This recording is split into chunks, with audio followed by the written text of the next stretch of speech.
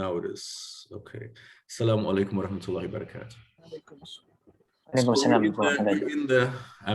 So we're in the second part of the Hausa today, and again a very controversial subject today. You brothers for joining and those who are watching the video. It's about gender equality through compatibility in Islam according to Seyyed Imam Razvi. And we just had started the discussion in the last video on strategic ways of handling what I call the very dynamic development of polarity between male and female in the human species throughout the last 2 to 3 generations, particularly through industrialization, digitalization, and the control of conception through the pharmaceutical birth control for women over the last 60, 70 years. But of course, pushed through an ideology of women's rights and suffragism, which certainly has its roots in the European Enlightenment, perhaps even before that, and what effects that has in terms of practicing Islam in today's day and age, reading and interpreting the Quran al-Karim. As we mentioned in the last video, actually Islam was the first document, or the Quran was the first document, probably globally, to ever, really recognize women's rights at all. So that's very important to keep in mind when, in today's postmodern setting, we go back to the Quran and we start to interpret the Quran. And then we had a discussion with the brothers about how to manage the kind of extreme effects of this kind of development of polarity between male and female in the last 2-3 generations through Islam particularly. And one of the brothers mentioned that strategically it's very difficult to manage this, speaking of the South Asian context, that essentially the development has gone very far. Obviously, materialism is very tempting for women and for men, for both genders. And it's having effects, of course, on the base and the foundation of Islam in South Asia. And I certainly appreciate and understand that basically it has eroded all of Christianity in the West. So I can tell you that we are much more advanced on that path than you are. And of course, the effects of reversal are much more difficult in that sense. As I mentioned, from my point of view, this is actually a blessing in disguise, okay? Because after all of these events have transpired, and after the women have had the same choice as the men in terms of the workspace, in terms of access to Quran, interpretation of Quran and religious texts, the Bible, whatever, Hindu temple, Sanskrit documents, whatever philosophy you want. And after women have been able to participate in all these temptations as before only the men did, which was bad enough, when it was just us. Then they come back to Islam, and then it's a very different kind of Islam. It's an enlightened Islam, okay? And it is an Islam which knows about temptation, and it's experienced the deprivation, the spiritual deprivation that happens through temptation. And so, of course, this whole thing brings Islam to another energetic level, another spiritual level. But yes, certainly it will take a long time. I think we're talking about generations of work before we can really make that whole transition happen. And again, I would point out, and as I said, I mean, I have a lot of cases. I'm very fortunate that I have a lot of cases that I discuss and dialogue with a lot of women who have said they've gone through the materialistic path and they want to come back to Islam. And they're ashamed of having gone the materialistic path, and they want to come back to Islam. So that means, the way is always ma'adh. In some way, the path is always ma'adh. So there's always a coming back, okay? This is a seeking refuge, if you will. A'udhu billahi minash shaitanir rajim. It always comes back to this, yeah?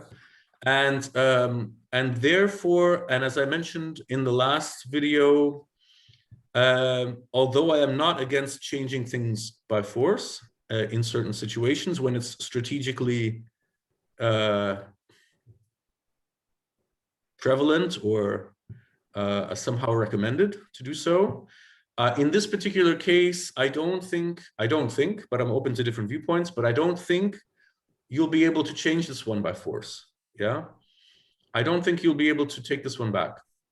I think the path is that God wants us to go through it and experience it and learn it and deal with it.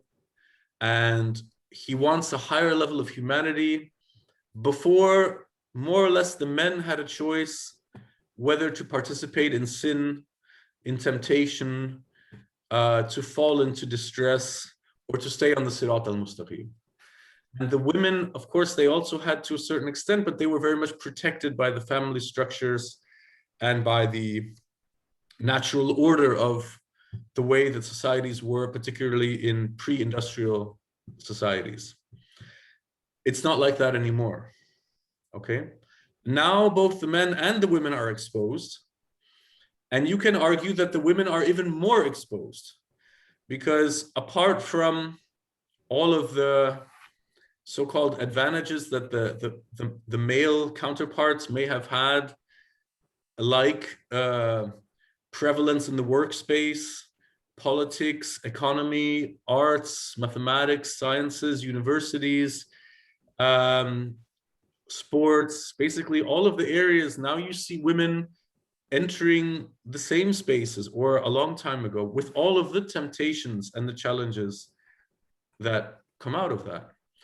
Not only they have that, but they also have the beauty and the seductive power to attract attention through the men. So they have double temptation, actually. And so the path for a woman to stay true to the inner jihad, if you will, becomes much, much more difficult than it was before for her. And it also, of course, it becomes more difficult for the man, okay? Because from two directions. Number one, in male-female relationships, the man has a more difficult time earning respect from a woman. Why? Because she simply does not depend on him financially anymore, to be very blunt, yeah? Since the woman does not depend on the male figure anymore for survival, basically the respect has to come a different way.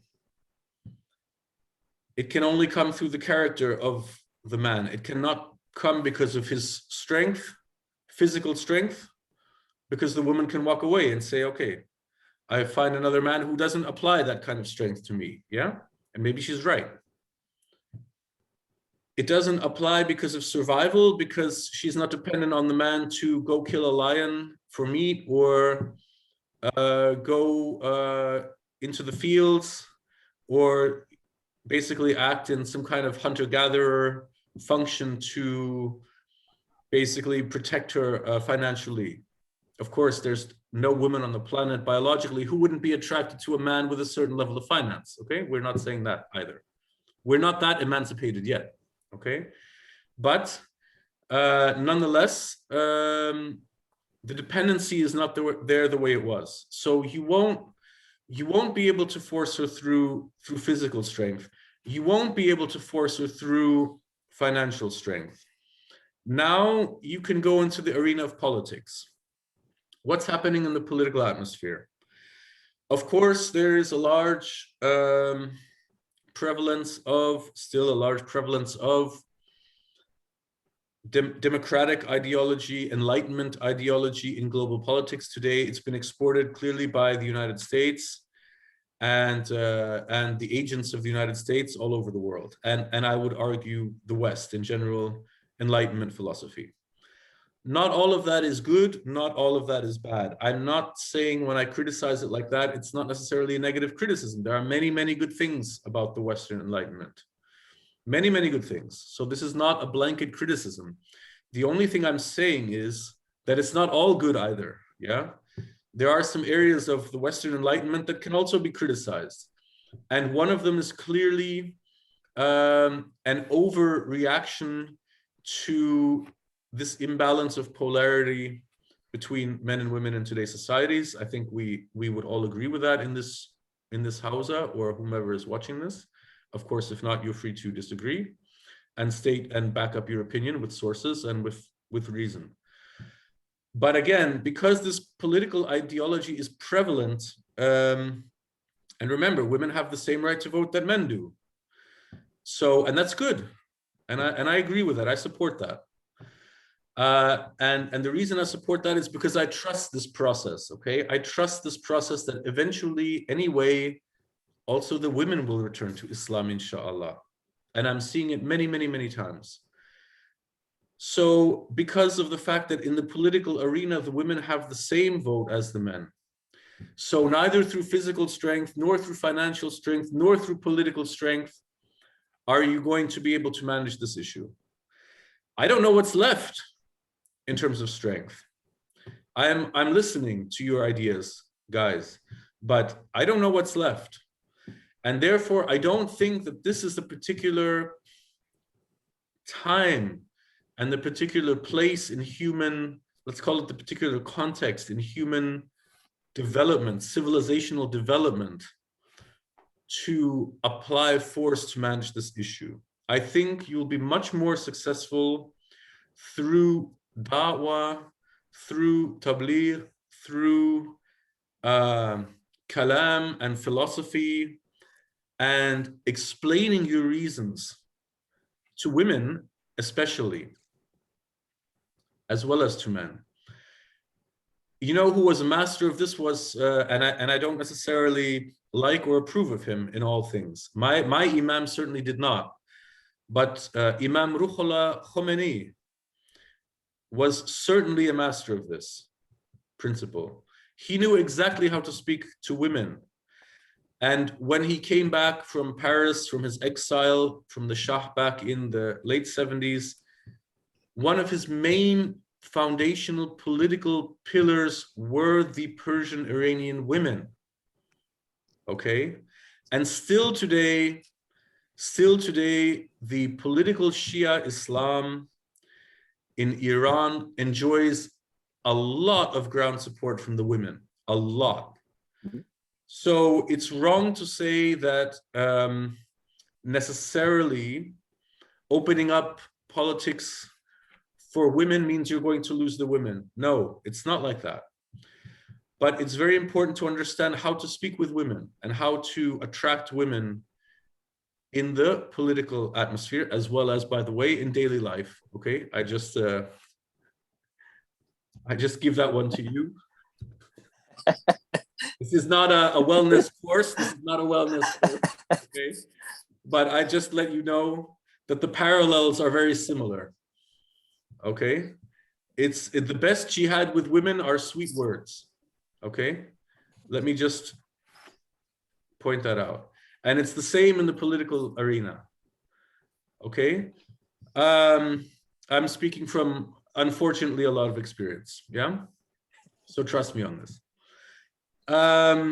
Trust your teacher on this one thing. If you trust me in anything, trust me on this. Okay, otherwise ignore everything, but trust this. Yeah.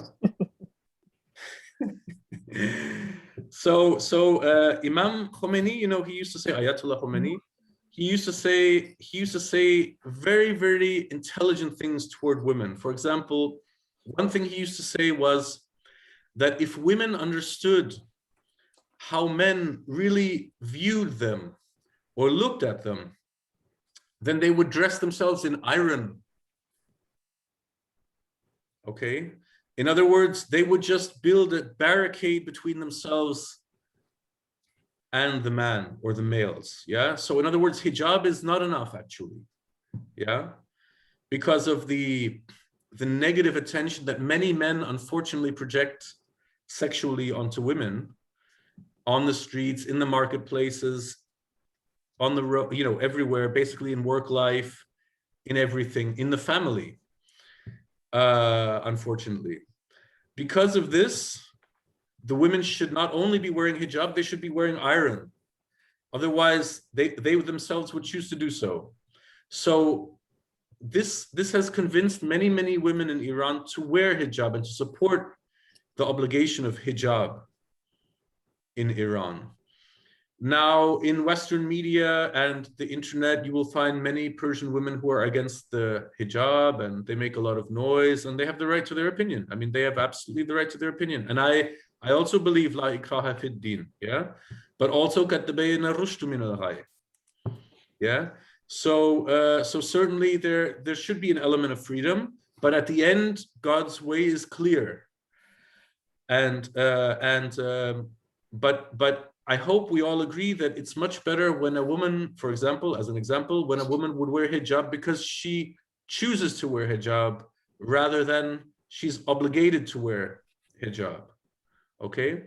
The value is just higher. The spiritual value is higher. I'm not saying the other one is necessarily, we'd have to get into the other one, but the value is simply higher because she chose herself to do so. As the first Muslimas chose Sumaya alayhi salam, the first female martyr of Islam, as an example, yeah, and many of the first the female Ahlul Bayt alayhum assalam ajma'in, and the first followers of Islam, the female followers of Islam in the time of the Ansar and the Muhajirun. Also, they chose themselves to follow, yeah. So also our women today should choose to follow, and they do. And the opposite effect of this, and then I'll finish and allow for your viewpoints, of course. The opposite effect of this is many women in the West are converting to Islam, actually. Sometimes because they fall in love, okay, nothing wrong with that. Welcome to Islam. Whatever path is good for you, you're welcome. Sometimes because they are attracted to the Quran, they read the Quran, they get in touch with the culture in different ways. The immigrants from different Islamic countries are settling in the West, and there are some cultural contact and so on, or simply on an intellectual, academic level.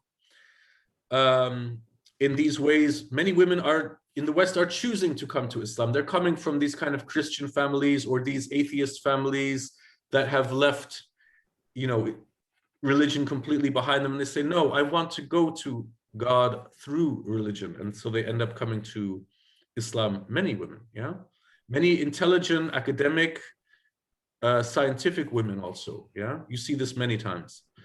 So that's why, for these reasons, my first answer to that is keep faith in Allah's vision for this. He knows what he's doing. We can trust the process. We should support the process. We should support the women to come back to Islam, inshallah, in a sweet and inviting way. Secondly, I don't believe this is the best strategic moment to apply force. This is just my opinion. You're welcome to have a different opinion. And thirdly, and finally, just to summarize, the value of a woman who chooses to practice Islam and chooses to wear hijab, for me personally, both in my personal life and in the political society in general, is much higher when she has chosen to do so, despite all of the temptation. So that's my summary to answer your question. And I'm very open again to feedback on that and further questions. So, Sheikh, see, there is this collective misery. I don't know if I can convey this properly. Once a woman becomes a feminist, once she starts to think in that liberal mindset, I'm sorry if my internet is a bit off, she starts to put into misery a lot of people. See, we are families, big families. We are connected. All of us. I think it's the same case in the West. The they do not have that much emotional attachment as we do. This emotional attachment, even though some people might call it worldly, it's a natural thing. It's a fitra. It's it's a, it's a natural thing in the family. And once a woman starts to liberate herself, she's actually liberating herself from all of this whole chain of attachment that makes her a part of the family. Now, what she does is she causes misery on both sides. She's not the only one suffering, and it creates a chain of chaos, a chain of discord that either encourages the other younger women of the family to follow her,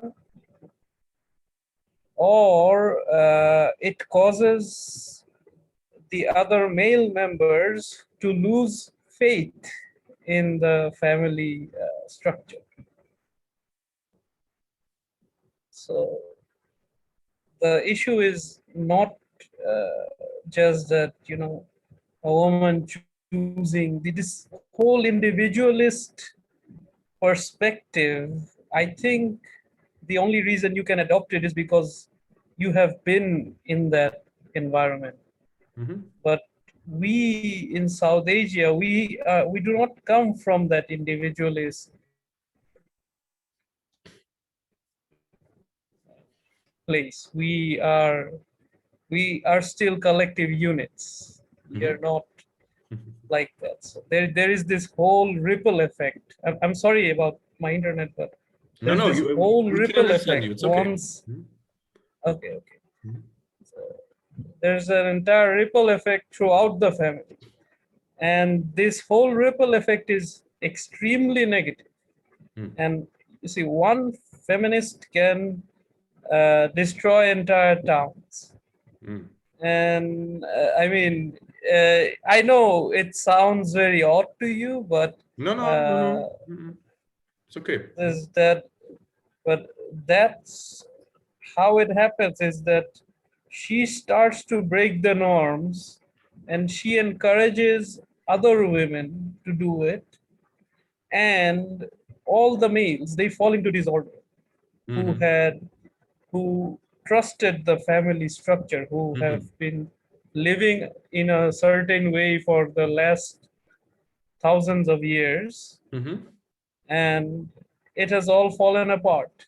So, I don't know what the Zaidi view on the Antichrist is, but like, if I mean, my grandfather was a Naqshbandi sheikh. I also practice Naqshbandi Sufism, so I'm happy to hear that. Welcome to. And I'm also Naqshbandi. I am also a Naqshbandi sheikh. To be honest, so am I. I don't. Now we have two in the group. I don't put that as a title because. Me too. I don't either. I never talk about this actually. So I never talk about it. But yeah. But they really believed in the Antichrist. Like, right, absolutely. Well, it's Dajjal, right? So it's known. Yes. It's a fundamental principle of Iman in that sense. Yeah. Right. Not Iman, but let's say it's one of the principles of faith. Definitely, it's part of Iman. In an extended sense, it's a part of Iman. Yeah. So, I mean, the manifestation of the Antichrist, and these women breaking apart, it's very unprecedented. And I know in the history there are some examples, but not like this. And not in all societies. They were like the black sheep. You have a black sheep, and that's fine. No one considers the black sheep to be important. But here, once a woman breaks apart, she starts to say that religion was made to chain down women, tie them down. Because you see, these women were practicing Muslims. Once you say that a woman choosing Islam from herself, and she comes from a materialistic background or materialistic family, that's completely fine. Right. Because you cannot expect her to like know what's in Islam. Right. But this woman, she knows Islam. Mm-hmm. She chooses to reject Islam, Mm-hmm. and this rejection of the Deen of Allah causes a very big ripple effect in society, and especially in the family. Right. Right. And I have seen, and my father is a psychotherapist, Mm-hmm. Mm-hmm. and he is one of the people who were one of the he's one of the students of the Quranist guy, Rashad Khalifa. Have you heard of Oh Rashad yeah, of course. Khalifa? Yeah. Mm. I have his Quran here also. Mm. He was, yes. So, and I see a lot of people come to my father regarding these issues, and Mm-hmm. they have been doing drugs. Their Oh. wives left, and so much adultery. You see, Of course. adultery is you see, adultery is Zina. used to be unthinkable. Yes. Adultery used to be unthinkable Yes. in Yes. where I come from. You Yes. see, Yes. so there's a lot of sadness, and it's Ah. causing a very big chain of chaos. And I can see the manifestation of the Antichrist Right. in this. Right. So it's a whole chain of things. It's not just Right. women. It's the money. It's the law enforcement. You see, women rely on the law enforcement Mm-hmm. to like give them protection whilst they are adultering or doing the Brother, yes, but anti-Islamic. with whom? But with whom? What do you mean with other men, with Ah. people who don't believe in Islam? Ah. Yes, Okay. who have So. also lost faith. Like You see? yes. So it's not just the women, my brother. Right? Yeah, I agree. It's a whole chain of things. It's not just women. It's on both sides, right? The issue is on both sides. Now I'm a man, okay? Now I have found the path to Islam, inshallah. A'udhu billahi minash shaitanir rajim, bismillahir rahmanir rahim. But I'm living in the West, okay? And for me, it's very easy to go out and find a woman and make zina, yeah? Very easy. Yes. But why would I do this, yeah? Why would I, knowing that the karma will come and kick me in the butt because of this? As the Quran says it will, and it will. Yes, it will. It will. It will. Fundamentally, yes, it will. Undoubtedly. Without a doubt. Why would I do this then if I have the knowledge? Okay.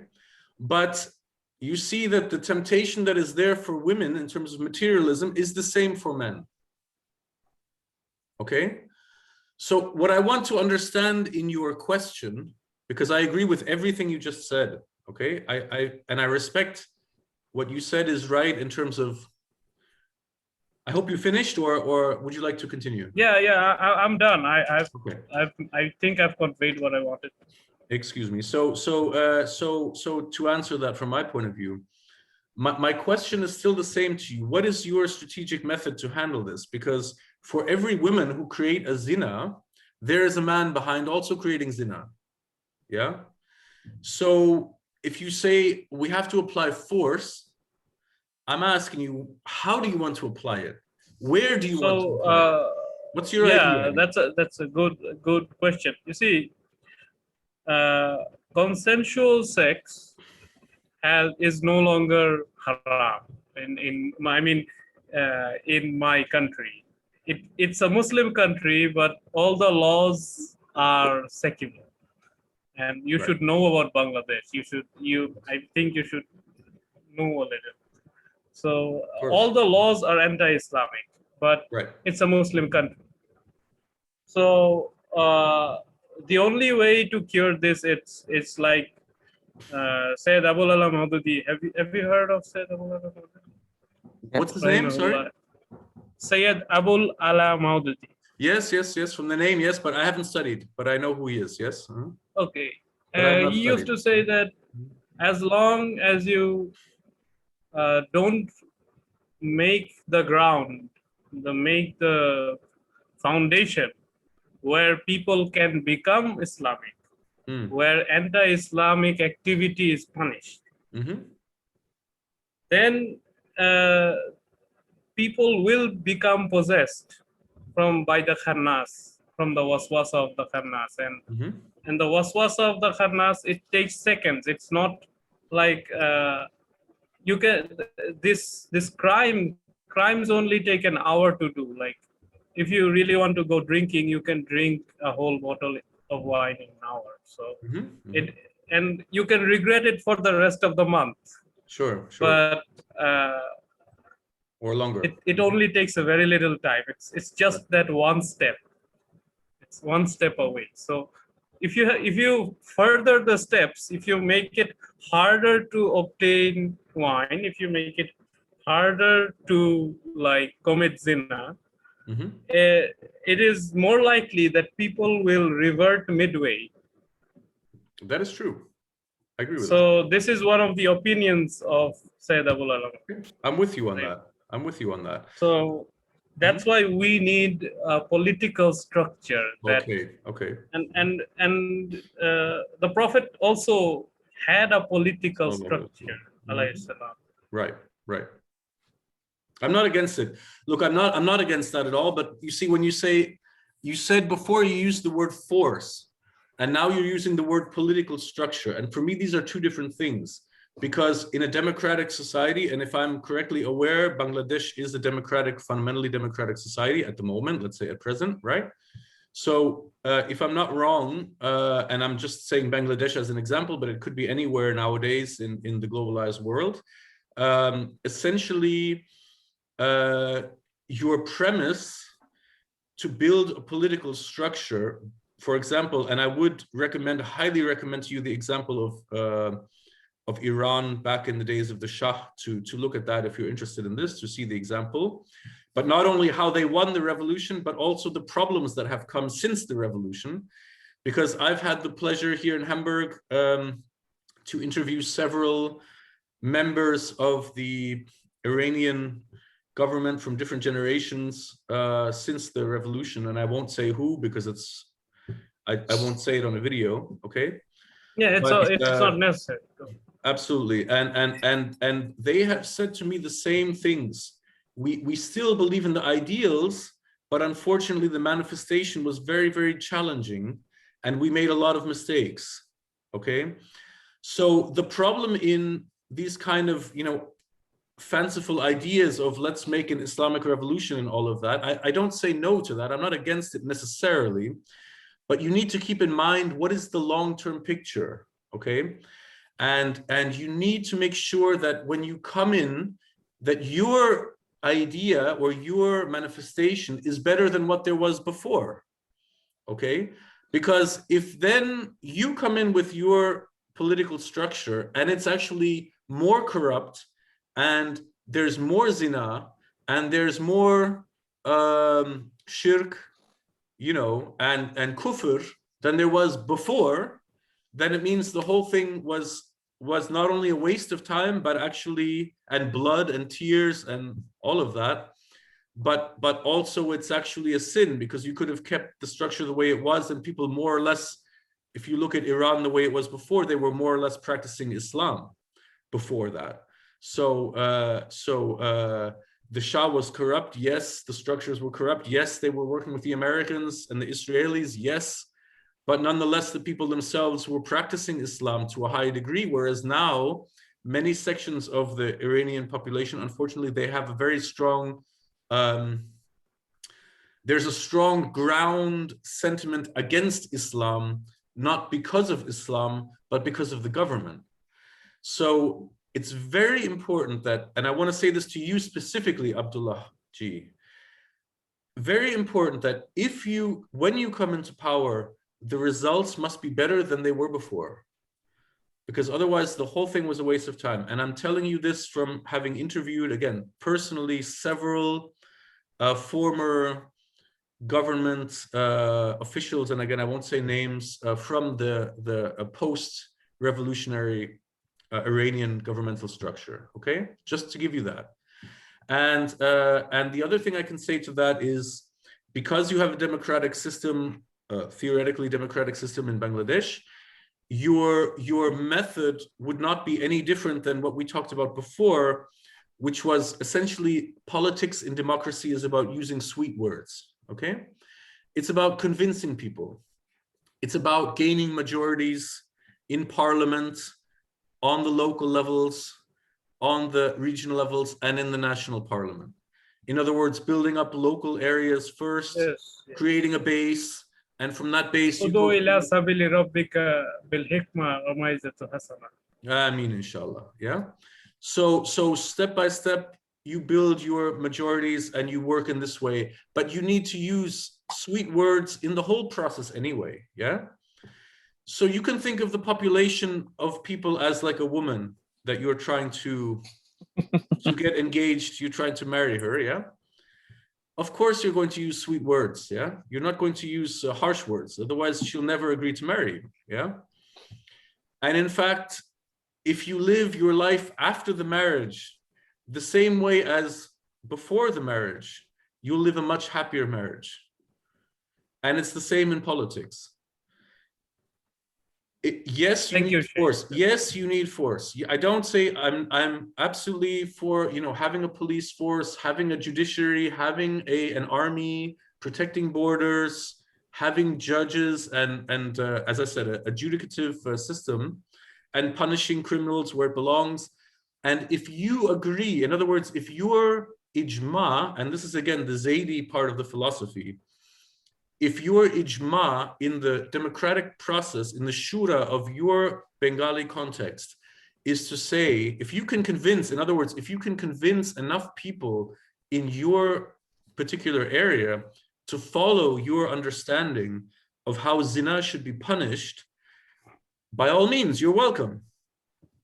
Go for it. I mean, this is an ideal thing, and I would support that. I don't necessarily say zina should be punished with stoning. We talked about this with Muhammad Farhan in the chat today. We are against stoning because it's 80 lashes in the Quran. The Quran specifically says that. So okay. So it's 80 lashes, okay? So fine. Yeah. So whatever you find the consensus, whatever is your ijma, okay? Mm-hmm. Maybe 80 lashes is still 80 today. Maybe it's only 40, or maybe it's 120. Or maybe it's philosophical lashes in the sense of you could have a newspaper and a social media where every week the names of the zina people are published, and everyone... Sheikh, you'd have to excuse me, Sheikh. Do you have to leave, or... Hello? Yeah, I have to like lead the prayer, so I have to... Okay, but we can close the meeting today, or do people still want to come back in 5 minutes after prayer? What's the feeling in the room right now? I also have Assalamu alaikum, everyone. I'm leaving. Alaikum salam. Thank you very much. We will post the videos in the meeting room. Thank you so much. Assalamu alaikum. Have a blessed remaining Ramadan. Bye-bye.